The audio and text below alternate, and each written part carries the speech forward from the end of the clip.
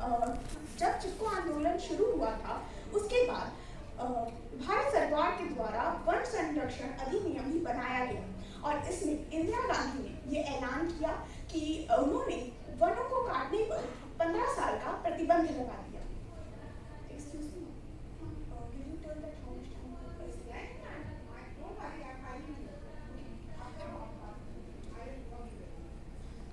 और इस आंदोलन के कारण लोगों में जागरूकता बढ़ी कि पेड़ हम लोगों के लिए कितने जरूरी हैं, पेड़ों से हमें क्या क्या चीजें मिलती हैं, पेड़ों का क्या लाभ है हमारे जीवन में। हम लोग जानते ही हैं कि अगर पेड़ ना हो तो हम लोगों का जीवन भी कितना मुश्किल रहेगा।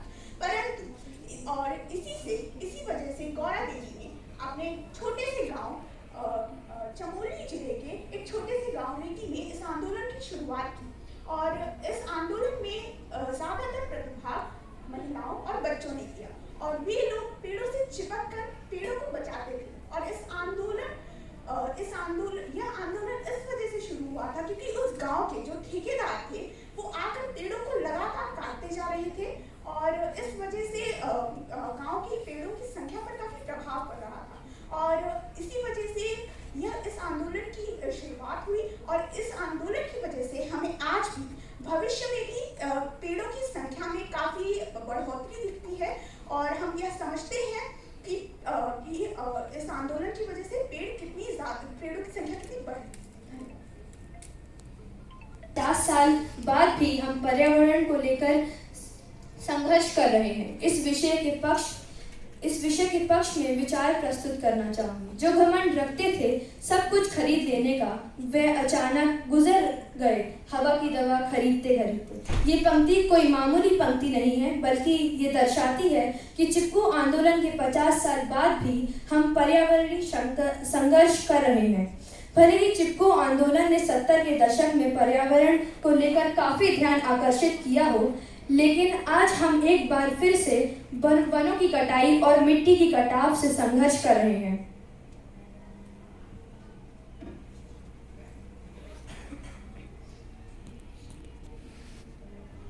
जैसा कि मेरे साथी ने आप सभी को बताया कि आज के समय में उस 1970 के दशक में हुए चिपको आंदोलन का आज के समय में भी काफी अच्छा प्रभाव पड़ा। यदि उस समय चिपको आंदोलन ना हुआ होता तो आज न जाने हमारे पर्यावरण में पेड़ों की क्या स्थिति होती, हम इसका अंदाजा भी नहीं लगा सकते। चिपको आंदोलन के कारण ही इंदिरा गांधी ने वन संरक्षण अधिनियम पारित किया था। चिपको आंदोलन में अधिकतर औरतों और बच्चों ने भागीदारी ली थी और इसी के कारण हम देख सकते हैं कि आजकल कितनी जगहों पर जब भी कोई पेड़ काटने की बात आती है तो लोग जागरूकता दिखाते हुए इस चीज को रोकने के लिए अपना कदम उठाते हैं। लोग चाहते हैं कि पेड़ों को ना काटा जाए और कहीं ना कहीं देखा जाए तो ये सब उस समय हुए चिपको आंदोलन के ही नतीजा है। बेशक चिपको आंदोलन ने पर्यावरणीय संरक्षण की ओर एक कदम बढ़ाया, लेकिन क्या अब उसका असर खत्म नहीं हो रहा है? क्या अब हम वनों की कटाई नहीं देखते? क्या अब हमारे मिट्टी के कटाव नहीं होते? क्या हमारे किसानों को परेशानियों का सामना नहीं करना पड़ता? क्या अब उसका एक असर खत्म नहीं हो रहा है? क्या हमें दोबारा उससे संबंधित चीजों को पढ़ना चाहिए और उस समय के लोगों के संघर्ष का ध्यान करना चाहिए?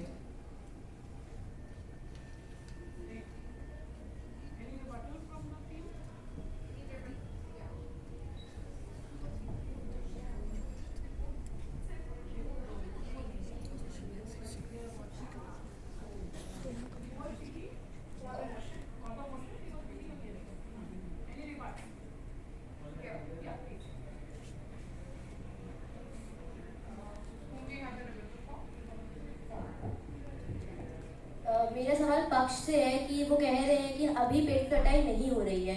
अगर से अभी पेड़ की कटाई नहीं हो रही है, कम हो रही है, तो ऐसा क्यों आता है कि आंदोलन चलाने पड़ते हैं जिससे हम लोग जो है कि पेड़ की कटाई ना करें? हम लोग को क्यों जागरूक करना पड़ता है? जब पहले से ही लोग जागरूक है तो हम लोग को आंदोलन क्यों चलाने हैं कि जो जागरूक हो? पहले तो मैं आपका धन्यवाद करूंगी कि आपने मुझसे ये प्रश्न करा और मैं ये कहना चाहूंगी कि ये लोगों की नासमझ है कि वो क्यों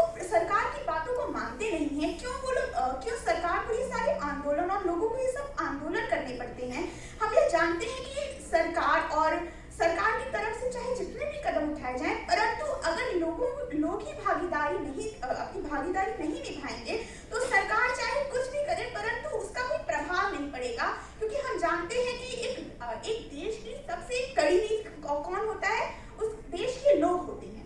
और अगर सरकार की तरफ से जितने भी कदम उठाए जाए, जितने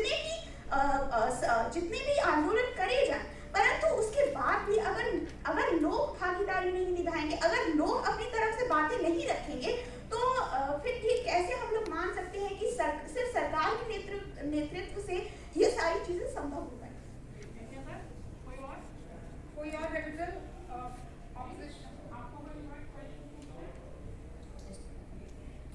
मैं आपसे प्रश्न करना चाहूंगा कि आपने इसके ऊपर सरकार के द्वारा उठाए गए कदमों पर सवाल किया, लेकिन पेड़ों के काटने की मुख्य वजह है आधुनिकीकरण, और सरकार आधुनिकीकरण लोगों के पक्ष में ही करती है। अगर आधुनिकीकरण ना होता तो क्या आज हमारा ये विद्यालय यहाँ पर होता? पहले तो मैं आपका धन्यवाद करूंगी कि आपने मुझसे ये प्रश्न करा, और मैं ये कहना चाहूंगी कि आधुनिकीकरण भी जरूरी है, परंतु उसका मतलब ये नहीं कि हम देश के पेड़ों को काट दें।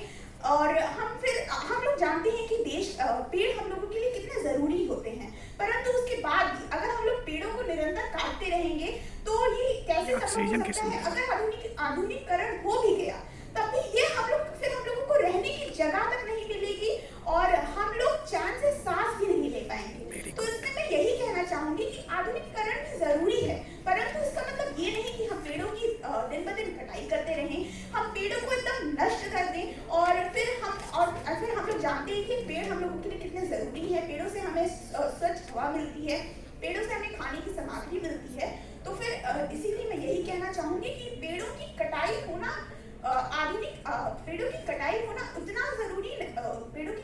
उतना जरूरी नहीं है। और Great. You have any question? आपके पास कोई रिवर्ट का पॉइंट है? पूछ दिया? या प्लीज। आपने कहा कि आधुनिकीकरण के लिए पेड़ों की कटाई जरूरी नहीं है, लेकिन जब जगह ही नहीं खाली होगी, हर जगह जब पेड़ होंगे तो क्या आधुनिकीकरण हो पाएगा? क्या आधुनिकीकरण के लिए जगह का इस्तेमाल हो पाएगा?